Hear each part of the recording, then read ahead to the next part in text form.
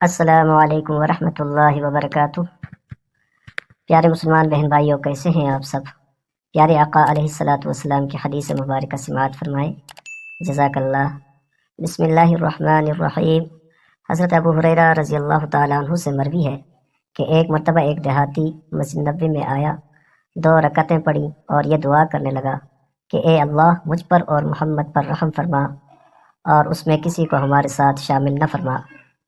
نبی کریم صلی اللہ علیہ وسلم نے اس کی طرف متوجہ ہو کر فرمایا، تو نے وسعت والے اللہ کو پابند کر دیا۔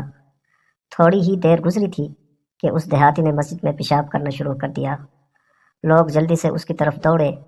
یہ دیکھ کر نبی کریم صلی اللہ علیہ وسلم نے فرمایا، تم لوگ آسانی کرنے والے بنا کر بھیجے گئے ہو، مشکل میں ڈالنے والے بنا کر نہیں بھیجے گئے۔ اس کے پیشاب کی جگہ پر پانی کا ایک ڈول بہا دو۔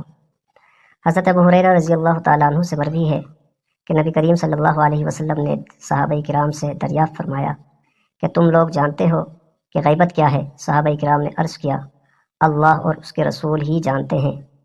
نبی کریم صلی اللہ علیہ وسلم نے فرمایا، غیبت یہ ہے کہ تم اپنے بھائی کا ذکر ایک ایسے عیب کے ساتھ کرو جو اس میں نہ ہو۔ کسی نے پوچھا کہ یہ بتائیے، اگر میرے بھائی میں وہ عیب موجود ہو جو میں اس کی غیر موجودگی میں بیان کروں تو کیا حکم ہے؟